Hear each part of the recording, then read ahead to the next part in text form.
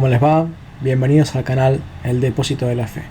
Mi nombre es Leonardo Abdala y hoy quiero dar continuidad a este tema que venimos estudiando acerca de el Catecismo sobre las doctrinas protestantes, sobre este libro tan útil y tan importante que hemos encontrado, que es un catecismo justamente de la Iglesia Católica, que habla y trata específicamente del tema de las doctrinas protestantes y que tiene el imprimatur del obispado chileno y es el que estamos siguiendo como base para hacer este estudio con comentarios. Hoy nos toca hablar acerca de la tolerancia del protestantismo. Es el título de la lección 6 de este catecismo. Dice así la pregunta: los protestantes, que desde un principio proclamaron la libertad de conciencia y la tolerancia, ¿la han después practicado ellos con respecto a los católicos? Es la pregunta con la que comienza este capítulo, ¿no? Ellos reclamaban libertad de conciencia y tolerancia, y ¿la respetaban? ¿La practicaban ellos respecto a los católicos? La respuesta dice: nada menos que esto. La conducta de los sectarios ha sido siempre la misma.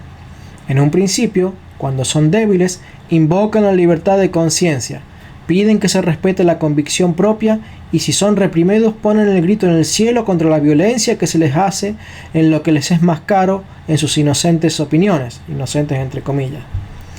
Llaman opresores y tiranos a los que los contradicen, mas apenas pueden levantar la cabeza y prevalecer, se entregan sin piedad a las confiscaciones, destierros y suplicios contra los católicos. ¿Qué responden los protestantes a las quejas de los católicos cuando estos invocan para sí la tolerancia? Responden con risas, insultos y befas. Siguen impávidos su sistema de la más bárbara persecución, hacen sentir todo el peso de la opresión y dejan exclamar y quejarse sin darse por entendidos. A lo menos, dice la pregunta, ¿los protestantes se habrán abstenido de derramar sangre en la persecución de los católicos que permanecieron fieles a la religión de sus padres? ¿Qué decís? Acá lo dice así. ¿Qué decís? Dice: se han endurecido de tal manera y con tantos suplicios y tormentos contra los católicos que han sobrepujado la crueldad de los mismos emperadores paganos. El hierro, el fuego, el eculio lo busqué y es el potro o diferentes aparatos de tortura. El hierro, el fuego, el eculio, las torturas, la horca, todo se empleó contra católicos fieles a su Dios y religión, no perdonando sexos ni edades. Ellos instituyeron tremendas pesquisas para descubrir si se establecían en sus países sacerdotes y religiosos, llegando a imponerse en varios estados la pena de muerte a cualquier sacerdote católico que pasase en ellos una sola noche. ¿Cuánto decís me parece imposible? A lo menos se me figura que habría en ello mucha exageración, dice como una especie de réplica de esta pregunta que está charlando con el catequista. La respuesta del catequista es: para convenceros de que no exagero, basta que leáis lo que han hecho los luteranos en Alemania, Suecia, Dinamarca, Noruega e Islandia, los hugonotes o calvinistas en Francia y Holanda, los zwinglianos en Berna, Zúrich, Ginebra y en lo restante de la Suiza, los presbiterianos en Escocia, los anglicanos en Inglaterra e Irlanda, y encontraréis que cuanto he dicho es verdadero. Se trata de hechos históricos y referidos por los autores mismos protestantes. Claro, no te van a decir esto los bautistas, no te van a decir esto los pentecostales, ni los testigos de Jehová, ni los mormones, ni los adventistas, nada. No te van a decir nada de esto. Simplemente te van a decir de la Inquisición de la Iglesia Católica, de la crueldad de los católicos, y nada más lejos de la realidad. Nada más lejos de la realidad. Pregunta: bien, pero todo esto habrá sido cosa del primer ímpetu, mas luego habrán cambiado el sistema. Respuesta: tales persecuciones jamás han cesado en los países protestantes hasta nuestros días. No podemos decir eso al día de hoy, 2022. Pero sí, allá por el 1850 dice todavía habían persecuciones en los países protestantes. Persecuciones de los protestantes a los católicos. En algunos han permanecido en todo su vigor las leyes crueles y sanguinarias promulgadas contra los católicos durante más de 2 siglos, como por ejemplo en Inglaterra. En otros rigen todavía las leyes de confiscación y destierro contra el que se convierta al catolicismo, como en Berna, Suiza y Dinamarca. En varios principados de la Alemania se han promulgado leyes muy duras, en las cuales se obliga a los que han contraído matrimonio mixto, es decir, entre un protestante y una católica o viceversa, a hacer educar a sus hijos en la religión protestante y a hacerlos instruir por maestros también protestantes. Antes de continuar, recuerden lo que les dije en el video anterior.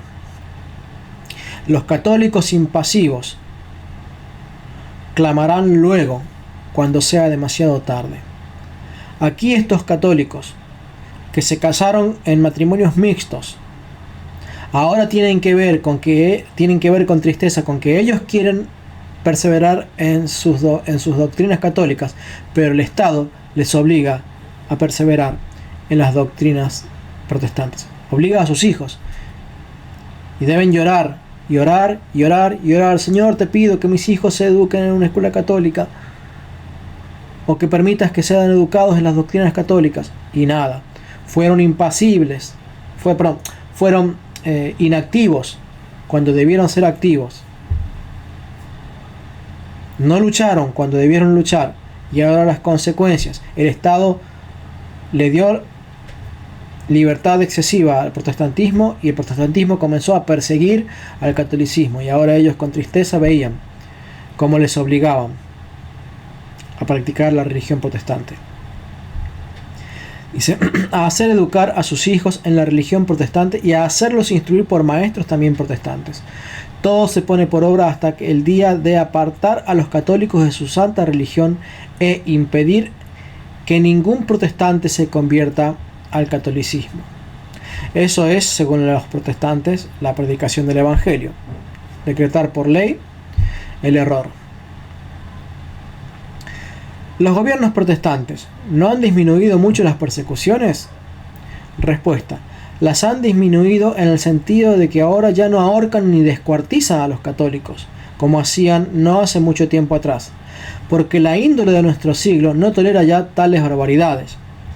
Pero fuera de esto, siguen como antes sustituyendo la astucia a la violencia manifiesta.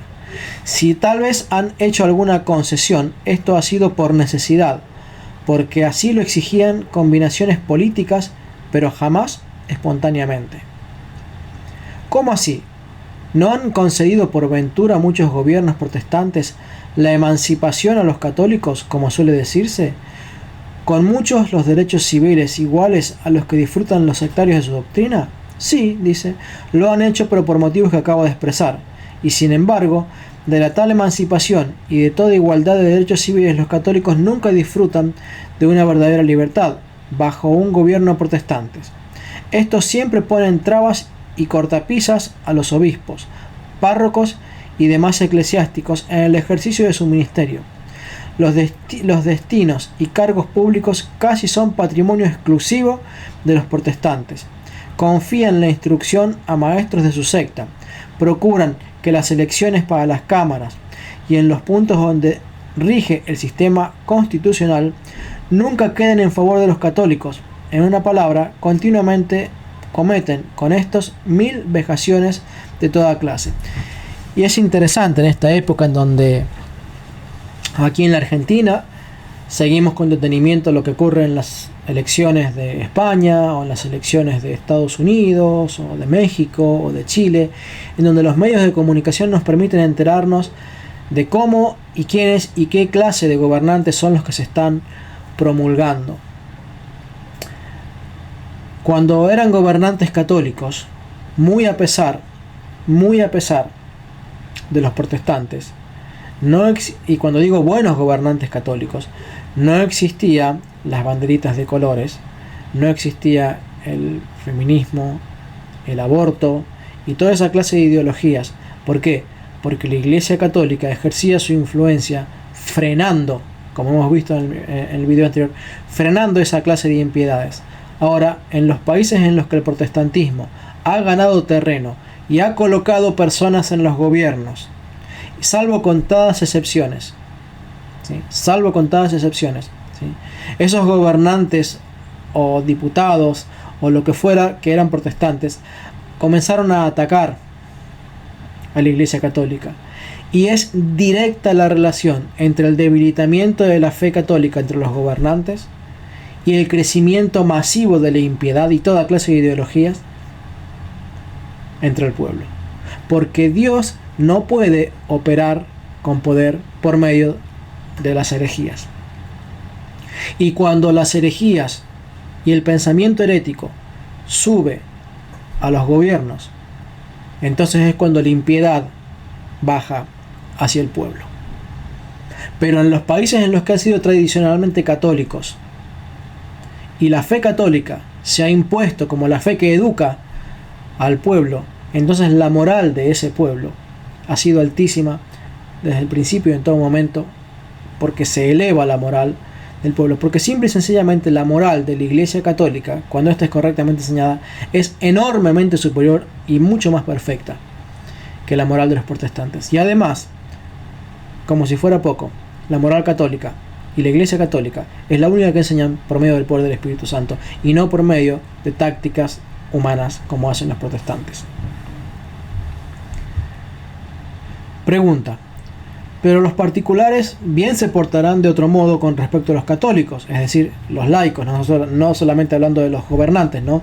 Los particulares, los laicos, el pueblo común, ¿se porta bien respecto a los católicos? Y dice: los hombres aprobados y honrados que permanecen en el protestantismo casi sin quererlo y por haber tenido la desgracia de nacer en aquella malhadada secta, cierto que desaprueban una conducta tan desleal y se compadecen de los católicos tan extrañamente perseguidos. Pero los que son protestantes por principio, es decir, los protestantes más celosos del protestantismo, y solo por espíritu de oposición a la Iglesia Católica, son los peores. Ellos fomentan odios inverterados, se asocian para oponerse a los católicos a fin de privarles de empleo, trabajo, comercio y hasta del pan si les fuese posible, como se le ha hecho siempre y se le está practicando actualmente en varios países de Alemania, Holanda, Inglaterra, Ginebra y otros puntos. ¿Qué está diciendo aquí este catecista? Que no solamente es entre el pueblo, entre los gobernantes, que hay una oposición y lucha unificada de los protestantes en general contra los católicos, sino que también los hombres réprobos que aceptan toda clase de conductas indecentes y deshonestas, son los que se unen sin importar su ideología y su credo, se unen solo al fin de hacerle la vida imposible a los católicos para negarles el empleo, negarles toda clase de lo necesario para vivirlo y obligarlos a estar en la pobreza y no tener los recursos para predicar el evangelio, tal como ocurría en la iglesia primitiva. Mientras que unos protestantes que se vieron envueltos no por principio, sino porque arrastrados por la corriente, ellos dicen no son de la clase que procura hacerle daño a la Iglesia Católica. Ellos dicen son los protestantes buenos. ¿De dónde procede una conducta tan desleal e inhumana? Procede de que no teniendo el protestante la verdadera fe, tampoco puede tener una caridad verdadera. El protestantismo no vive más que de odio. Este sentimiento es el que le anima y le da el ser. Y así como el error no puede sufrir la verdad, tampoco puede tolerar a los que la profesan, y los persigue por instinto. Entramos ahora en la lección número 7 acerca de los que favorecen al protestantismo. Y dice la pregunta: ¿quiénes son los que favorecen el protestantismo en los países católicos, especialmente en los estados hispanoamericanos? Recordemos que este catecismo no se elabora por obispados de Europa, sino por un obispado de Latinoamérica. Por tanto, tienen especial interés en explicar lo que sucede aquí en la región de América también. Así es que dice, ¿quiénes son los que favorecen el protestantismo en los países católicos, especialmente en los estados hispanoamericanos? No queriendo hablar de los demagogos, ni de los revolucionarios de toda raza, ni de los afiliados a sociedades secretas, las cuales se coligan con el protestantismo únicamente para deshacerse del Papa, de los reyes y de toda clase de gobierno o autoridad, los más apasionados fautores de la Reforma o del puro Evangelio, son por lo común los malos católicos, la hez de la sociedad, los hombres más viciosos, los que en fin no tienen o no practican ninguna religión. Es interesante lo que acá está destacando, de cómo los que pertenecen a sociedades secretas, entiéndase tal vez la misma masonería, que se une al protestantismo para atentar contra la iglesia y su autoridad y socavar los cimientos de la fe católica. Pregunta: ¿y os parece que hay muchos de estos en América Latina, América Española? Si se considera su número colectivamente, puede decirse que son muchos, porque están esparcidos por todas las ciudades grandes y pequeñas villas, pueblos y aldeas. En todas partes tienen sus corresponsables y sus agentes. Pero si se consideran aisladamente y con respecto a las masas de la población, no son más que fracciones despreciables, compuestas, como he dicho, de hombres de mala vida e irreligiosos declarados, los cuales, gracias a Dios, no forman el mayor número. Eso hace 200 años. Hoy la historia es de otro cantar. Pregunta: ¿no son acaso los hombres de quienes habláis por lo regular probos, doctos y honrados? Si dais oído a sus palabras, dice la respuesta, los creéis realmente muy sabios, la flor de la doctrina y otros santos Salomones, es decir, personas que se creen sabios. En su hablar hacen uso de dichos peregrinos y rebuscados al objeto de embaucar. Profieren sentencias con una gravedad increíble, pero en realidad no son más que cabezas vacías, que nada saben y en particular en materias de religión no conocen la religión católica que combaten, y muchos de ellos ni el protestantismo que quieren propagar. Por lo que toca a su probidad y honradez, no es más que aparente, y aun gracias que la tengan, no es en realidad más que un cúmulo de vicios y de maldades. ¿A quiénes pretenden estos ganar para el protestantismo? En todas las ciudades y aldeas buscan con la mayor solicitud a los más entregados al vicio, a los más irreligiosos e inmorales, y es la caza más preciosa que pueden hacer. Se revuelven como perros hambrientos que olfatean en todas partes en busca de algún animal muerto, y cuando lo han encontrado se arrojan encima con hambre verdaderamente canina para devorarlo. Acá quiero hacer una salvedad. Cristo dijo que Él vino a buscar a los pecadores. Entonces no está mal de por sí en ir y buscar a los pecadores para buscar convertirlos en santos. El problema es que estos buscan a los pecadores para convertirlos en enemigos de los santos. Y ahí está el problema que denuncia este catecismo. ¿No tienen por ventura estos apóstoles de nuevo cuño un interés particular en seducir a la juventud? En efecto, la juventud forma el objeto especial de su apostolado. Saben muy bien que los jóvenes no tienen experiencia, que son fogosos, de imaginación y reflexivos, y que sus pasiones empiezan a desarrollarse. De aquí es que procuran coger a los jóvenes de uno y otro sexo, instruyéndolos poco a poco en sus máximas, halagándolos con el aliento del vicio, de manera que estas pobres criaturas se encuentran envueltas en sus lazos antes de advertirlo. Y quiero hacer una aclaración. Es tremendamente común encontrar católicos que se van del catolicismo en su adolescencia o juventud, para luego, con más madurez, habiendo visto lo que hay dentro del protestantismo, volverse a la Iglesia Católica. Su servidor aquí es un caso de ellos, que ateo durante primeros 20-21 años, protestante por los siguientes 21 años, y desde hace ya 4 o 5 años en el proceso de convertirse en un católico que busca la santidad. A pesar de mis muchos tropiezos, de mis muchas faltas, de mis muchas cosas de las que me avergüenzo al día de hoy, no ceso de buscar lo que enseña la iglesia primitiva, la santificación del cuerpo y del alma, a pesar, como les digo, de que tengo muchas cosas de que avergonzarme.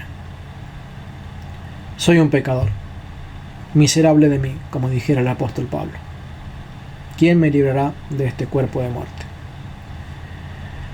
Pregunta: ¿cuál es la conducta de estos pobres jóvenes de esta manera seducidos? En su casa son desobedientes y protervos, la pesadilla de sus padres. En público, orgullosos y altaneros. Se pasean por las calles con descaro. Manifiestan u ostentan desprecio por los que no están iniciados en los profundos misterios que han aprendido. En las escuelas son el azote de los maestros y el escándalo de sus compañeros. En la iglesia, si es que alguna vez acuden a ella, guardan expresamente posturas indevotas e indecentes. En una palabra, manifiestan exteriormente lo que tienen en su interior y dejan por todas partes el fruto de la pestífera semilla depositada en sus entendimientos y corazones. ¿Qué puede esperar la sociedad de estos jóvenes evangélicos? Entre comillas. Puede esperar todo género de desgracias. Pueden considerarse como revoltosos natos, los cuales están dispuestos siempre a toda novedad y acuden siempre a cierraojos a cualquier tumulto que se promueva, sin calcular ni en sus propios peligros ni en el daño de los demás. Según decís, este puro evangelio sería el vehículo de la inmoralidad y la sentina o séntina de todos los males domésticos, religiosos y políticos. Cabalmente, dice la respuesta. Ni más ni menos. Este puro evangelio, como le llaman, o sea, el protestantismo, no es otra cosa que la irreligión y relajación de costumbres cubierta de bellas palabras, y es el más terrible azote que pesa sobre la humanidad. Poco a poco conduce la sociedad a la anarquía, a la disolución y termina, a fin, en el más despiadado despotismo, como la experiencia y la historia lo acreditan constantemente. Y vale la aclaración de que hoy en día tal vez hay escuelas protestantes, especialmente de corte evangélico, no tanto de las protestantes antiguas, que ciertamente buscan ser promotores de buenas conductas, ¿sí? Y cuando uno los compara con algunos colegios católicos que dejan muchísimo que desear, uno dice, bueno, a ver, el colegio protestante tiene mejores alumnos en cuanto a la moral que tales o cuales colegios católicos. Y esto es porque en esos colegios católicos los docentes, los catequistas, son modernistas. Y me duele muchísimo ver cómo muchos padres tenemos, y me incluyo, que vernos limitados en no poder enviar a nuestros hijos al colegio que quisiéramos, porque realmente es tremendamente dura la economía de aquellos colegios en donde realmente se enseña buena doctrina, porque esos colegios no cuentan con subvenciones, como así cuentan muchos otros colegios, especialmente los protestantes. Bueno, no digo todos, pero sí buena parte de ellos. Por lo cual la cuota para educar a los hijos en un colegio decente de los católicos es carísima. Y eso está haciendo que sea extremadamente difícil enviar a nuestros hijos, y no lo digo solamente por mí, sino porque le pasa esto a muchísimos padres, sea extremadamente difícil esquivar los malos colegios. Y tristemente, esta estrategia de ahorcar económicamente a los buenos católicos produce, a la larga, malos católicos. Oremos mucho, hermanos, y no seamos impasivos, no seamos inactivos, seamos militantes. ¿Para qué?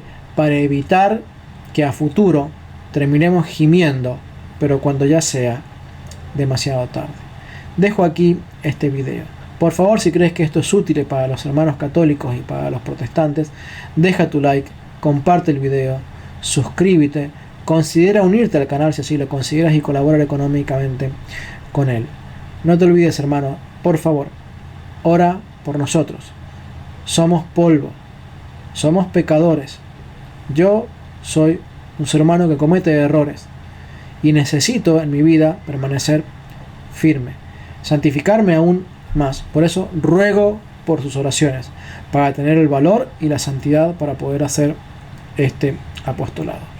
Que Dios les bendiga grandemente, mis queridos hermanos. Viva Cristo Rey. Viva Santa María, siempre Virgen. Amén.